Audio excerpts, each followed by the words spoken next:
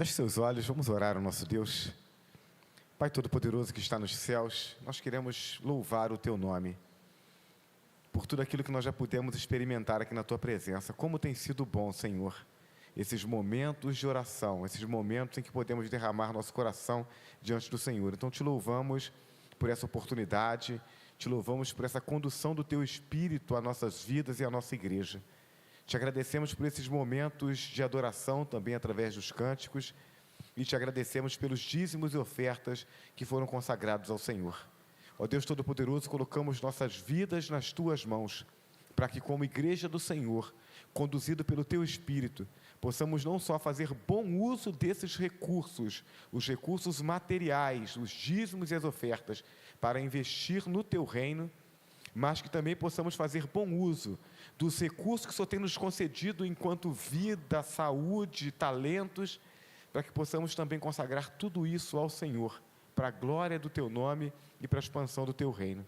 Pedimos ao Senhor que nos conduza no restante desse culto, nesse estudo que teremos agora, e pedimos ao Senhor que não só fale ao nosso coração, nesse momento de reflexão da Tua palavra, mas que como resultado disso, Senhor, o Senhor esteja conduzindo a nossa vida a uma transformação, tanto de hábitos quanto de aprofundamento espiritual, para que possamos crescer na intimidade contigo, crescer na qualidade da nossa vida espiritual, e que isso não só produza qualidade de vida para nós, mas influencie os demais teus filhos, para que tenhamos uma igreja em crescimento, para a glória do teu nome.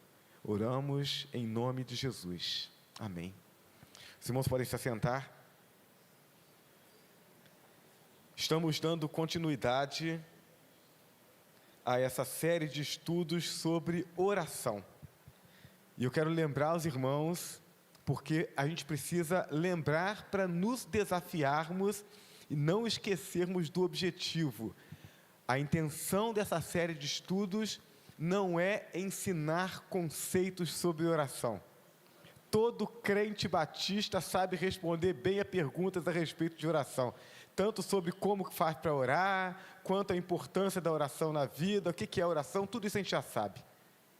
Mas a verdade é que nós temos tido pouco tempo de oração. Esses dias eu ouvia um pastor falando a respeito, um trabalho inclusive tem sido feito sobre oração, e ele falando a respeito desse desafio dos pastores se dedicarem à oração. E ele dizia que, em média, os pastores têm gasto menos de 15 minutos por dia de oração. Isso significa que se tem pastor orando mais de meia hora por dia, tem pastor que está orando muito pouco mesmo. E aí nós estamos falando de pastores. Nós estamos falando de pessoas sob cujos ombros repousa a responsabilidade de liderar o povo de Deus. Então, como é que está a vida de oração do nosso povo? Então precisamos entender que essa série de estudos não é para nos informar sobre oração, mas é para nos desafiar a cada quarta-feira nós acrescentarmos uma ferramenta a mais na nossa dinâmica de oração, para que a gente vá experimentando essa mudança, uma mudança que tem que ser gradativa e que nos leve para mais perto de Deus, que nos leve para uma disciplina maior espiritual e que produza em nós o crescimento que tanto precisamos e que Deus tanto espera que tenhamos, para que possamos servir melhor ao reino dele. Amém? Então eu quero compartilhar com os irmãos João capítulo 15, versos 5 a 8. O texto nos diz assim, João 15, de 5 a 8: Eu sou a videira, vocês são os ramos. Se alguém permanecer em mim e eu nele, esse dá muito fruto, pois sem mim vocês não podem fazer coisa alguma. Se alguém não permanecer em mim, será como o ramo que é jogado fora e seca. Tais ramos são apanhados, lançados ao fogo e queimados. Se vocês permanecerem em mim, e as minhas palavras permanecerem em vocês, pedirão o que quiserem, e lhes será concedido. Meu Pai é glorificado pelo fato de vocês darem muito fruto, e assim serão meus discípulos. Que Deus abençoe a leitura da sua palavra. Amém? Começamos na semana passada a trabalhar o entendimento de uma frase. E semana passada nós falamos sobre a primeira parte dela. A frase, a afirmação é a seguinte: você deve fazer um compromisso absoluto, ou seja, inegociável, de gastar um tempo significativo e consistente a sós com Deus em oração ininterrupta. Essa é a meta para que a gente possa crescer espiritualmente. Então, nós fracionamos essa frase em 3 partes. A primeira delas tratou do compromisso absoluto. E na semana passada nós tratamos sobre isso. Falamos sobre o que significa esse compromisso absoluto, né? Não negociar o horário da oração, entendendo toda a luta que nós travamos, tanto contra o diabo, quanto contra nós mesmos, quanto contra esse mundo. Tudo isso tenta nos tirar do lugar da oração. Então, semana passada falamos sobre isso. Hoje, nós vamos estar falando sobre as 2 outras partes dessa frase. Tempo significativo e consistente de oração e oração ininterrupta. Então, primeiro, tempo significativo e consistente. O que significa isso quando nós estamos falando sobre vida de oração? Devemos nos lembrar de que a proposta do cristianismo é o relacionamento com Deus. Foi para isso que Jesus entregou a vida dele na cruz, para que nós fôssemos reconciliados com Deus. Deus não quer estar distante, Ele quer estar perto, Ele quer se relacionar conosco, e a oração é uma dessas ferramentas. O objetivo é que, portanto, o crente, o Filho de Deus, seja cada vez mais íntimo do seu Criador, do seu Salvador e do seu Pai adotivo, adotado através da fé em Jesus Cristo. Quando a gente fala sobre adoção na Bíblia, é algo muito interessante, porque nós temos uma visão que é diferente da visão dos tempos do Novo Testamento, com relação à adoção. Vejam só, no nosso contexto, quando nós falamos sobre filhos legítimos e filhos adotivos, nós estamos falando sobre os legítimos, são nossos, e os adotivos, que, embora não seja assim, mas a sociedade lê assim, como se fosse, como se fosse menos filho um pouquinho, né? A gente foi lá, a gente pegou para criar, porque a gente quer cuidar, mas não é como filho. Mas no contexto do Novo Testamento, era exatamente o contrário. O pai, ele tinha direito de vida e de morte sobre os filhos e sobre a esposa. Então, quando uma criança nascia, aquela criança era posta diante do pai. Se o pai reconhecesse como filho, passava a ser filho naquele momento. Se não, não era, ia ser dado para outra pessoa, jogado fora, fazer qualquer coisa com aquela criança. Agora, quando uma pessoa tomava a iniciativa de adotar alguém que não era seu filho consanguíneo e colocá-lo como filho, então isso tinha um valor muito maior. Por quê? Porque o filho podia ter nascido sem que a pessoa tivesse escolhido que ele nascesse. Ele foi gerado, às vezes, sem que tivesse a vontade. Mas aquele que escolheu adotar, ele escolheu porque ele ama. Então, quando a Bíblia fala sobre adoção, ela está falando sobre uma escolha de amor. O maior amor. É isso que significa. E nós somos filhos por adoção. Deus não tinha obrigação de cuidar de nós, mas Ele nos amou e Ele nos buscou. E é por isso que é tão importante a gente se dedicar à oração, porque é a celebração dessa busca de Deus por nós, é a valorização desse amor que Deus tem por nós. A definição de tempo significativo e consistente deve levar em conta esse princípio. e perseguir esse objetivo, o objetivo de gastar tempo em relacionamento com Deus. Assim podemos definir tempo significativo e consistente como oração diária. Isso é, diariamente o crente precisa separar um tempo para estar em oração diante de Deus. O compromisso absoluto de nada vai adiantar se ele for semanal ou mensal. Tem que ser diário. Eu tenho que buscar a Deus diariamente. Eu preciso manter essa chama acesa no meu coração. Se eu orar uma vez por semana, orei, acendeu a chama. Aí eu passo 1 dia, 2 dias, 3 dias, pronto, a chama apagou. Eu preciso manter essa comunhão constante. Tem que ser diário. Pelo menos uma vez por dia, eu preciso separar um tempo para estar com Deus, aquele tempo que é de Deus. Preciso fazer isso. Não podemos perder de vista, porém, que o objetivo é relacionamento e não um mero ato legalista. Então, a ideia não é uma exigência legal. Vou lá, recito algumas palavras e pronto, vou lá ticar na minha lista, meu checklist espiritual, orei hoje.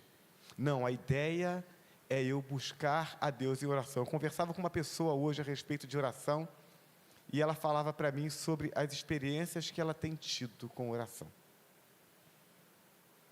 E ela falava sobre momentos em que ela chegava no seu lugar de oração e derramava o coração dela diante de Deus, e ela sorria e chorava naqueles momentos, e algumas vezes ela cantava, outras vezes ela se mantinha em silêncio, mas estava desfrutando daquele momento de oração.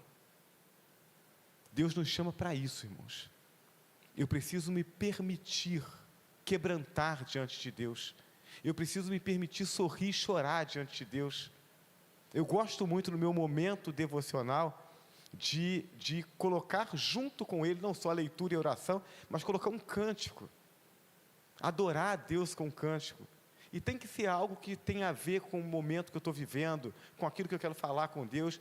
Tem que fazer parte, porque eu quero envolver as minhas afeições, as minhas emoções nisso.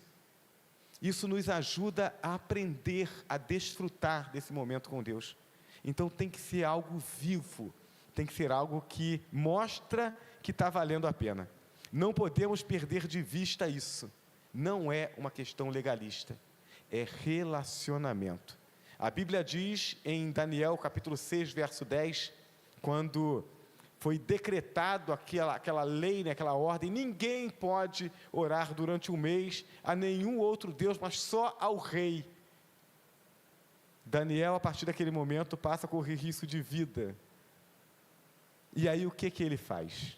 O texto diz assim: quando Daniel soube que o edital estava assinado, entrou em sua casa, no seu quarto em cima, onde estavam abertas as janelas que davam para o lado de Jerusalém, e 3 vezes ao dia se punha de joelhos e orava e dava graças diante de seu Deus, como também antes costumava fazer. Daniel 3 vezes ao dia buscava a presença de Deus em oração, e quando ele soube que havia um edital proibindo ele de fazer aquilo, dizendo que quem fizesse aquilo seria lançado na cova dos leões, o que ele faz? Ele continua fazendo exatamente aquilo que ele fazia. Não podemos viver sem Deus, não podemos viver sem a comunhão com Deus. Daniel experimentava isso, a gente precisa experimentar isso. Esse momento de encontro com Deus tem que ser tão bom, que a gente tem que lamentar a hora de sair dali. Mas isso é construído, isso não vai surgir por acaso, é um ajustar das minhas afeições, para que as minhas emoções se alinhem àquilo que é realmente importante. Importante é estar com Deus. Então, precisa ser oração diária, oração consistente, é oração diária. Também tempo de oração que desenvolva a intimidade.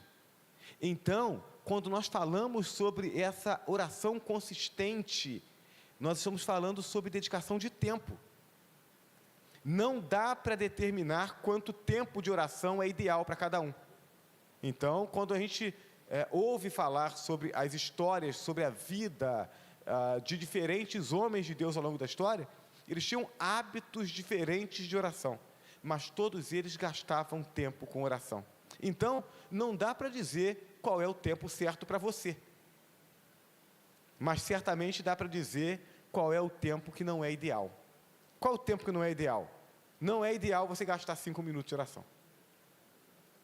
5 minutos de oração, na tentativa de estreitar a comunhão com Deus, é a mesma coisa que você passar em frente à padaria, aí está lá o atendente, e aí você pega e dá um oi para ele. Tudo bem? Deus abençoe seu dia. E segue. Você até cumprimentou ele, mas não dá para aprofundar intimidade, comunhão, dando um oi de longe. 5 minutos é um oi de longe. A gente tem que gastar tempo. 5 minutos não dá nem para você parar para pensar e organizar os seus pensamentos sobre aquilo que você quer falar com Deus. A nossa oração, ela tem que ter esse momento de adoração, de celebração a Deus. A gente vai falar mais sobre isso nos próximos estudos. Mas a gente tem que celebrar a Deus, a gente tem que lembrar das nossas lutas, das nossas dificuldades, a gente tem que confessar nossos pecados, a gente tem que lembrar dos desafios da igreja. Meus irmãos, tem que orar pelos seus alvos evangelísticos, seus alvos de relacionamento discipulador, pelo menos 3. Não dá para fazer isso em 5 minutos. Então, a gente precisa pensar em um tempo de pelo menos 15 a 30 minutos, em que a gente vai estar ali com Deus, se dedicando a Ele, dedicando aquele tempo a Ele, se relacionando com Ele, para que isso produza o resultado necessário nas nossas vidas. João 17, verso 3, esta é a vida eterna, que te conheçam, o único Deus verdadeiro, e a Jesus Cristo a quem enviaste. Essa palavra conhecer, ela aponta para a intimidade, não é conhecer informação sobre Deus, é ter intimidade com Deus. Intimidade se constrói investindo tempo. Terceira parte da frase diz respeito a estar a sós com Deus em oração ininterrupta. Então, não é apenas tempo consistente, também é oração ininterrupta. Ou seja, estar só você e Deus.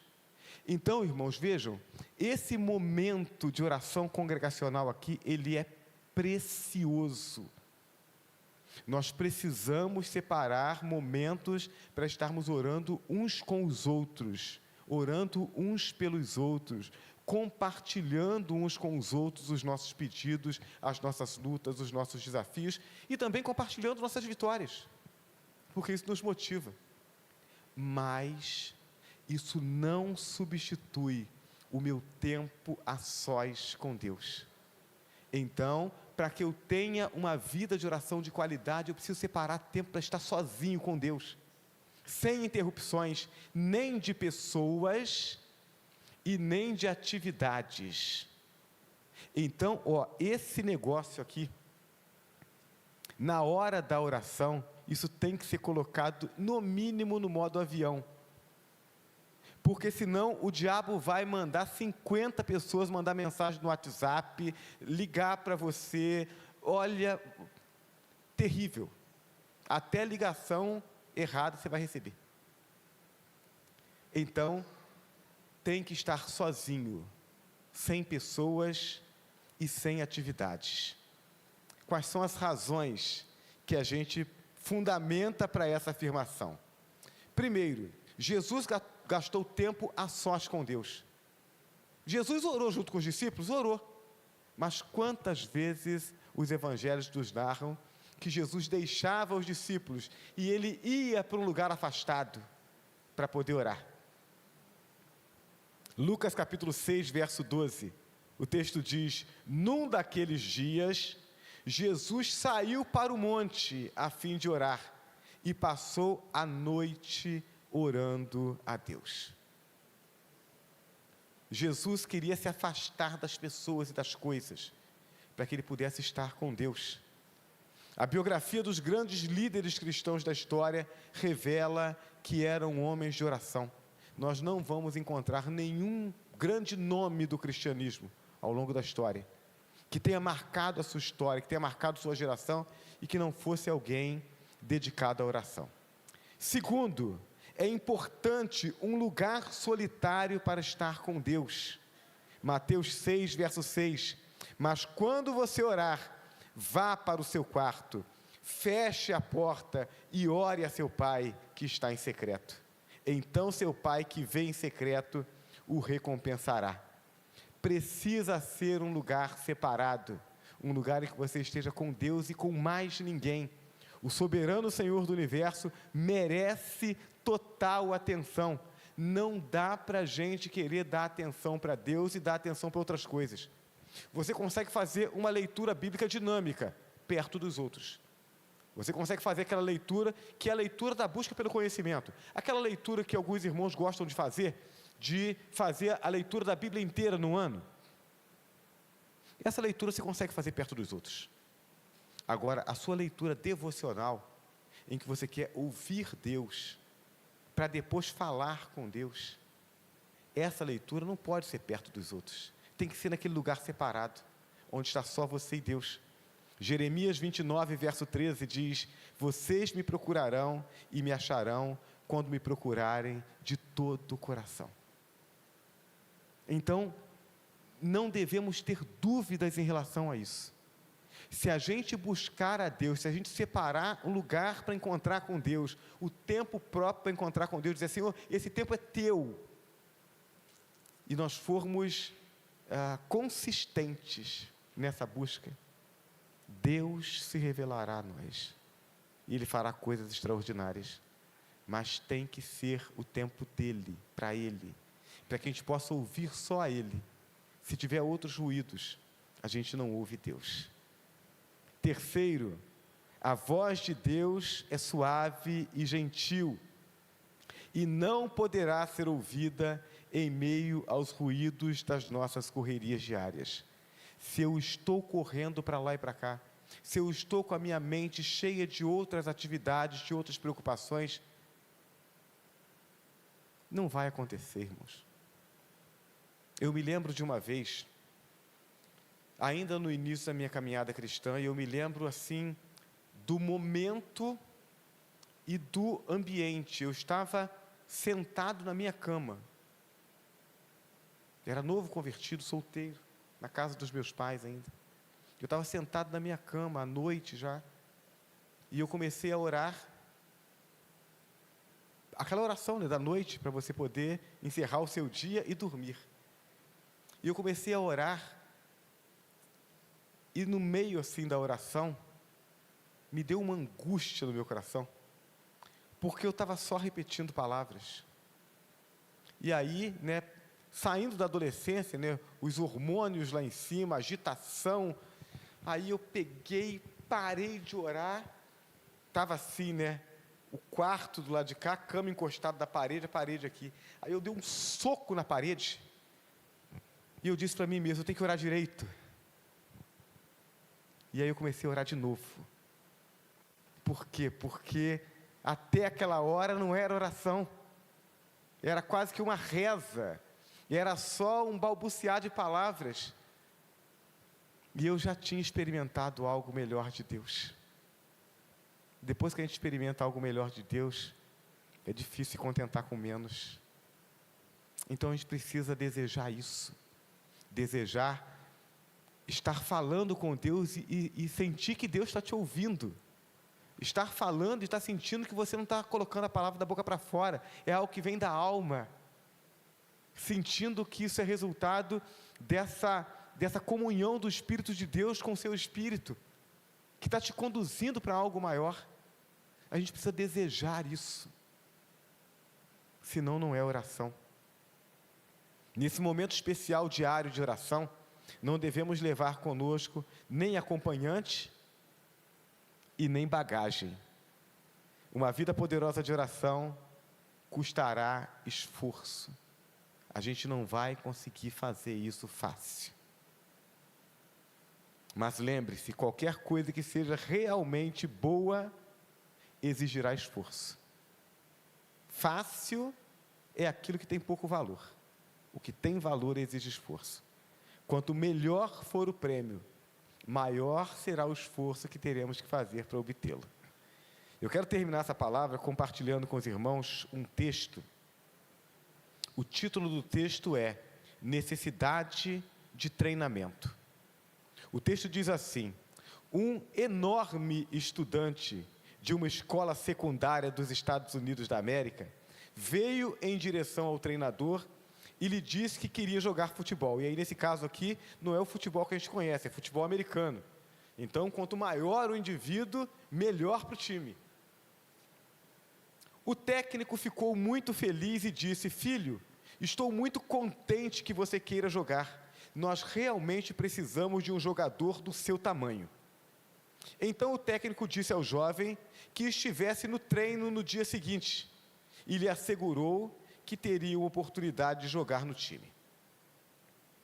Nos 3 dias seguintes, o técnico ansiosamente procurou pelo rapaz, mas ele não apareceu.